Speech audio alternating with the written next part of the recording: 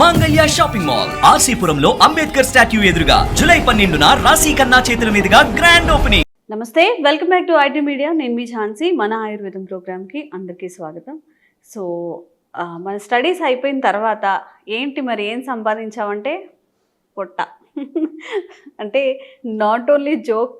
So ఈ belly ఫ్యాట్ని ఎలా తగ్గించుకోవాలి, బెల్లీ ఫ్యాట్ వల్ల వచ్చే ఆరోగ్య సమస్యల నుంచి ఎలా బయటపడాలి తెలుసుకుందాం. ప్రస్తుతం అంతా ఉన్నారు వంటింటి చిట్కాలకు కేర్ ఆఫ్ అడ్రస్ అయిన మధుసూదన్ శర్మ గారు. నమస్తే సార్. నమస్తే. ఎలా ఉన్నారు సార్? ఎలా సార్ ఇంత సన్నగా ఈ ఏజ్లో కూడా? ఇప్పుడు జనరల్గా ఎవరిని చూసినా కానీ ఇంత బాణ పొట్టలు వేసుకొని తిరుగుతూ ఉంటారు. ఈవెన్ మేల్ కూడా, మేల్లో కూడా చాలా ఎక్కువ అవుతుంది ఇప్పుడు, చాలా స్టమక్ ఎక్కువగా ఉండడం అనేది. దట్టు ఈ బెల్లీ ఫ్యాట్ అనేది చాలా ఎక్కువగా ఉంటుంది కాబట్టి దానివల్ల చాలా ఇష్యూస్ వస్తాయని చెప్తున్నారు. ఫస్ట్ ఆఫ్ ఆల్ ఇది రాకుండా ఉండాలి అంటే మనం ఏం చేయాలి? ఎందుకు వస్తుంది బెల్లీ ఫ్యాట్ అనేది? తీసుకున్నట్టు ఆహారం వల్లమ్మా ప్రధానమైన కారణము. రెండవది సెడెంటరీ లైఫ్, అంటే కూర్చొని చేసేటువంటి పనులు, అంటే ఎక్సర్సైజ్ లేకపోవడం అమ్మా. తీసుకునేటువంటి ఆహార పదార్థాలు కూడా ఎలా ఉన్నాయంటమ్మా, పిండి పదార్థాల సేవన విపరీతం అయిపోయిందమ్మా. కార్బోహైడ్రేట్స్, సో కార్బోహైడ్రేట్స్ ఎక్కువ సేవించడం వల్ల దీనివల్ల ఏం జరుగుతుందంటమ్మా, ముఖ్యంగా చిన్న వయసు వాళ్ళలో, మగవాళ్ళలో, ఆడవాళ్ళలో కూడా ఈ ప్రాబ్లం ఉంటుంది. మగవాళ్ళలో ఈ పొట్ట భాగంలో కొవ్వు కణాల్లో కొవ్వు విపరీతంగా సంచితం కావడం మొదలవుతుందమ్మా. Accumulation of the fat in the fat cells in the stomach, అంటే పొట్ట భాగం అని చెప్పుకోవచ్చు. సో వీళ్ళకి సహజంగా ఏం జరుగుతుందంటమ్మా చెప్తున్నా, ఈ పిండి పదార్థాలన్నీ కొవ్వు కింద మారిపోయేసేసి ఆ కొవ్వు కణాల్లో కొవ్వు నిల్వ ఉంటుంది. ఇంతయి ఇంతింతయి ఒటిడెంత అని చెప్పేసి కొద్దిగా అయిపోతుంది, ఇంకా కొద్దిగా అయిపోతుంది, మోయలేనంత బరువు అయిపోతుంది. అసలు ఆయాస పడుతుంటారు అనమాట, 2 అడుగులు వేయాలన్న ఇంత భారం పుట్ట. సో దీనివల్ల ప్రాథమికంగా కొత్తలో ఎలాంటి ఇబ్బందులు ఉండవమ్మా. తర్వాత మాత్రం అనేక రకాల ఇబ్బందులు వస్తాయమ్మా.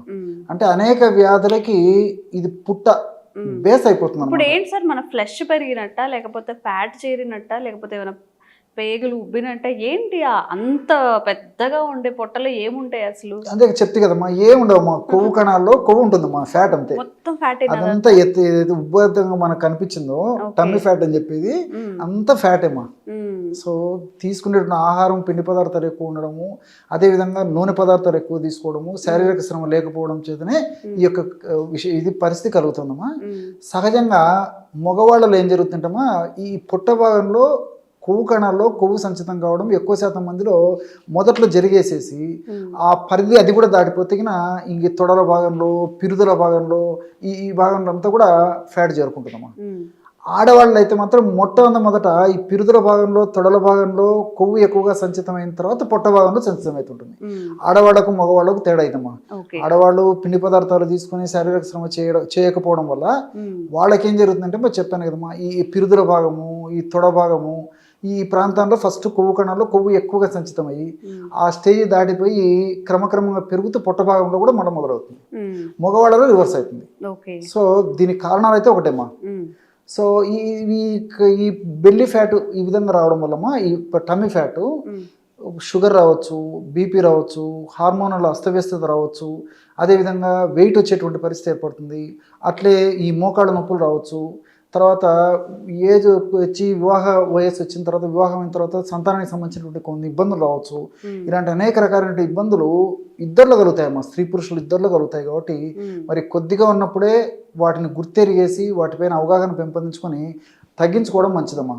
ఎందుకంటే నేను ఇంతకుముందే చెప్పాను కదమ్మా, కొత్తలో వాటికి సంబంధించిన ఎలాంటి ఇబ్బందులు ఉండవు, సమస్య పెరిగే కొద్దీ క్రమక్రమంగా మొదలవుతుందమ్మా.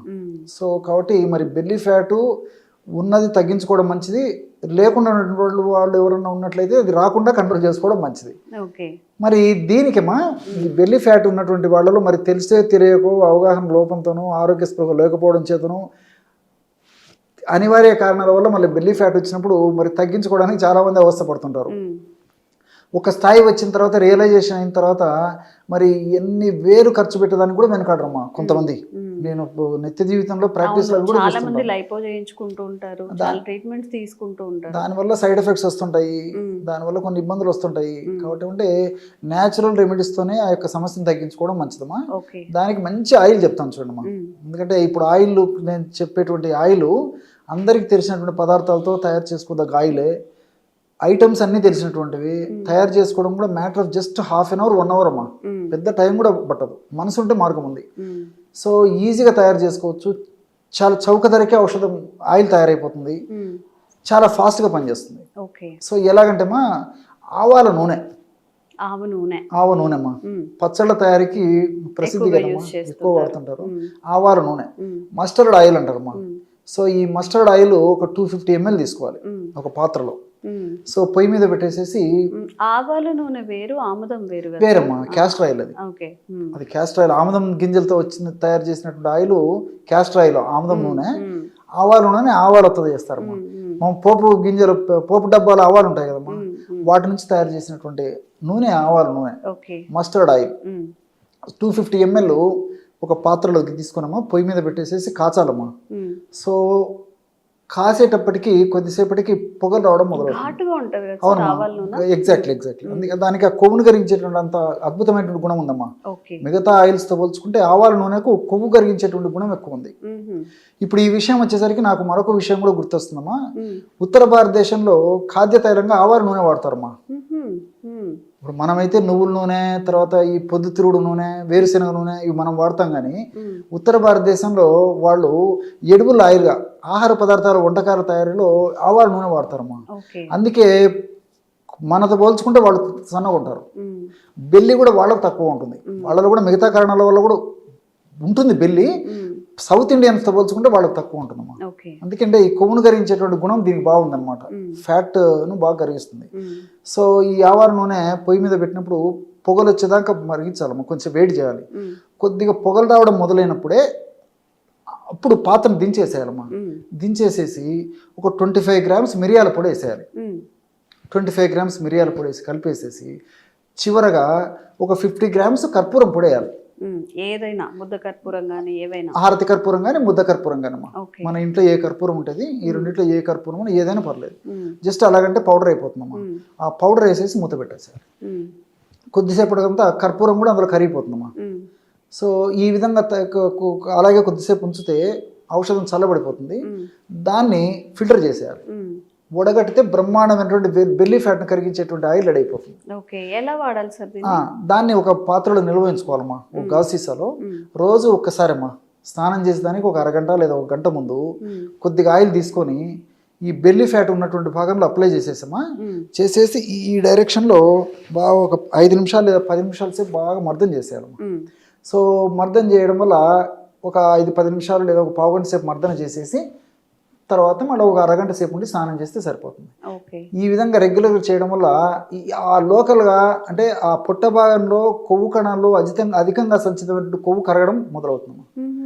క్రమక్రమంగా కరిగిపోయి మనిషి నాజుకుతనాన్ని సంతరించుకుంటాడమ్మా. సో శాస్త్రీయంగా మనం ఆధునికంగా ఆలోచన చేసినప్పటికీ ఈ ఆవాలలో సినిగ్రిన్ అనేటువంటి రసాయన పదార్థం ఉందన్నమాట. సినిగ్రిన్ అనేటువంటి రసాయన పదార్థము ఈ కొవ్వును కరిగించేందుకు చాలా అద్భుతంగా పనిచేస్తుందమ్మా. అంతేకాకుండా యాంటీ ఇన్ఫ్లమేటరీగా కూడా పనిచేస్తుంది. యాంటీ ఇన్ఫ్లమేటరీగా పనిచేయడం అంటే ఇప్పుడు ఎప్పుడైతే పొట్ట భాగంలో కొవ్వు కణాల్లో కొవ్వు ఎక్కువగా సంచితమవుతుంటుందో అక్కడ ఇన్ఫ్లమేషన్ అనేటువంటి ప్రక్రియ జరుగుతూ ఉంటుంది. ఇన్ఫ్లమేషన్ అనేటువంటి ప్రక్రియ జరగడం వల్ల కొన్ని రకాలైనటువంటి శరీరానికి హానిని కలగజేసేటువంటి పదార్థాలు ఉత్పత్తి జరుగుతుంటుందమ్మా. సో దానివల్లనే నేను ఇంతకుముందు చెప్పినట్లు ఈ బీపీలు రావడము, షుగర్ రావడము, హార్మోనల్ ఇంబ్యాలెన్సెస్ రావడము, తర్వాత ఈ రక్తనాళాలకు సంబంధించినటువంటి సమస్యలు రావడం, ఇవన్నీ జరుగుతుంటాయి. సో ఇది యాంటీ ఇన్ఫ్లమేటరీ ఏజెంట్గా పనిచేస్తుంది కాబట్టి ఈ యొక్క పదార్థాన్ని మనం బయట అప్లై చేసినప్పటికీ చర్మం పీల్చుకొని రక్తంలో కలిసేసి ఆ యొక్క పదార్థాల యొక్క ఉత్పత్తిని తగ్గించడమే కాకుండా వాటి యొక్క శక్తిని కూడా నిర్వీర్యం చేస్తుందమ్మా. చాలా సైన్స్ ఉందమ్మా దీనికి. సో అదేవిధంగా దీంట్లో ఒమేగా-3 ఫ్యాటీ యాసిడ్స్ అని చెప్పేసి, ఐసార్ హార్మనిటిన్ అని చెప్పేసి ఒక పదార్థం, ఇవన్నీ కూడా ప్రత్యక్షంగా పరోక్షంగా ఈ ఫ్యాట్ను కరిగించేందుకు ఉపయోగపడతాయమ్మా. రెండవది మిరియాల్లో పెప్పరిన్ అనేటువంటి రసాయన పదార్థం ఉంది. ఈ పెప్పరిన్ అనేటువంటి రసాయన పదార్థం కూడా ఏమిటంటే మనం ఎప్పుడైతే అప్లై చేస్తామో పొట్ట భాగంలో ఉన్నటువంటి ఈ రక్తనాళాలకు మంచి బ్లడ్ సర్క్యులేషన్, రక్తనాళాల ద్వారా పొట్ట భాగానికి బ్లడ్ సర్క్యులేషన్ బాగా జరుగుతుందమ్మా. ఎప్పుడైతే మంచి బ్లడ్ బాగా ఫ్లో జరుగుతుందో, మంచి బ్లడ్ సర్క్యులేషన్ జరుగుతుందో, దానివల్ల side by side oxygen supply కూడా ఆ భాగానికి బాగా జరుగుతుంది కాబట్టి అక్కడ పేరుకున్నటువంటి ఆ చెడు పదార్థం అంతా తిరుగు ప్రయాణంలో మళ్ళీ వెనక్కు తీసుకొచ్చేదానికి అవకాశం ఏర్పడుతుంది. ఓకే. సో అంతేకాకుండా ఇది మెటబాలిజాన్ని కూడా వేగవంతం చేస్తుందమ్మా ఈ పెప్పరిన్. సో కణాలను చైతన్యం చేసి త్వరగా ఆ ఫ్యాట్ కరిగేందుకు ఈ మిరియాలు అనేటువంటి ఘాటు పదార్థమైనటువంటి పెప్పరిన్ ఉపయోగపడుతుంది. అదేవిధంగా కర్పూరంలో క్యాంఫరాల్ అని చెప్పేసి రసాయన పదార్థం ఉందమ్మా. ఈ యొక్క క్యాంఫరాలు మరి కొవ్వును కరిగించడమే కాకుండా ఈ 2 పదార్థాల యొక్క గుణాన్ని మరింత త్వరగా, శీఘ్రంగా, సమర్థవంతంగా, వెంటనే ఈ త్వరగా పనిచేసేందుకు ఈ యొక్క కర్పూరం ఉన్నటువంటి క్యాంఫరాలు ఉపయోగపడుతుంది. సో ఇవన్నీ మల్టీపర్పస్గా ఉపయోగపడతాయి కాబట్టి మనం ఔషధం మనం అనుకుంటాం కానీ ఏదో చిన్నది 3 పదార్థాలే కదని చెప్పేసి, కాబట్టి దాని యొక్క శక్తి మాత్రం చాలా అద్భుతం అమ్మా. చాలా శక్తివంతంగా పనిచేస్తుంది కాబట్టి మరి ఇటువంటి సందర్భంలో ఇటువంటి సమస్య ఎవరన్నా ఎదుర్కొన్నట్లయితే మరి ఇట్లాంటి ఔషధాన్ని తయారు చేసుకుని వాడుకోవడం వల్ల చాలా చక్కటి ఫలితాలు కలుగుతాయమ్మా.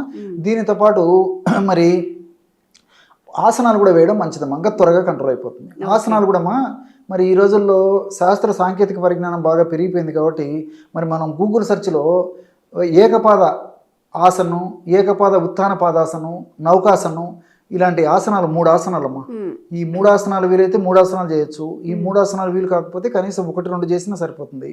సో ఏకపాద ఆసన్, ఏకపాద ఉత్థాన పాదాసన్, అట్లే నౌకాసనం, ఈ 3లో ఏది వీలైతే అదమ్మా. సో ఉదయం ఒకసారి, సాయంత్రం ఒకసారి ఆ ఆసనాలు వేయడం వల్ల కూడా మరింత త్వరగా ఈ యొక్క సమస్య నుంచి బయటపడవచ్చమ్మా. మరి గురువు వద్ద నేర్చుకొని ఈ ఆసనాలు కొన్నాళ్ళ పాటు గురువు వద్ద నేర్చుకొని మళ్ళీ ఇంట్లోనే ఆసనాలు రెగ్యులర్గా చేసుకోవడం మంచిది. మరి గురువు అందుబాటులో లేనప్పుడు మరి గూగులే గురువు అమ్మ.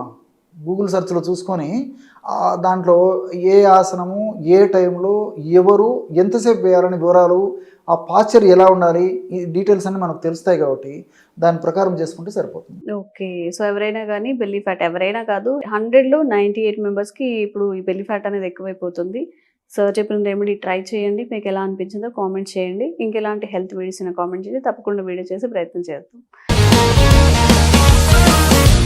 Sir, one life lesson what medicine has taught you. Whatever you can do without expecting. But I really believe మన పాజిటివ్ యాటిట్యూడ్ ఉంటేనే మనం ఏదైనా సాధించగలం. గట్ని మనం కరెక్ట్గా డీల్ చేసినట్లయితే అది మనకి పాజిటివ్ హార్మోన్స్ని రిలీజ్ చేస్తుంది. షుగర్ వచ్చిన వాళ్ళ పరిస్థితి ఏంటి? పొట్ట దగ్గర పెరిగితే దాన్ని ఆండ్రాయిడ్ అంటారు, ఆండ్రాయిడ్ ఫోన్ కదా. అసలు థాట్స్ ఎందుకు వస్తాయి? బ్రెయిన్ డెడ్ అంటే దానికి ప్రపంచం అంతా కూడా కొన్ని నిర్దిష్టమైనటువంటి లక్షణాలు ఉంటాయి. మానసికంగా ధైర్యంగా ఉంటే క్యాన్సర్ జయించవచ్చు. You are a doctor for a cause sir, అంతే. వాళ్ళకి వచ్చిన ఆదాయం కాకుండా ఫ్రీ సర్వీస్ ఎంతమందికో చేస్తారు.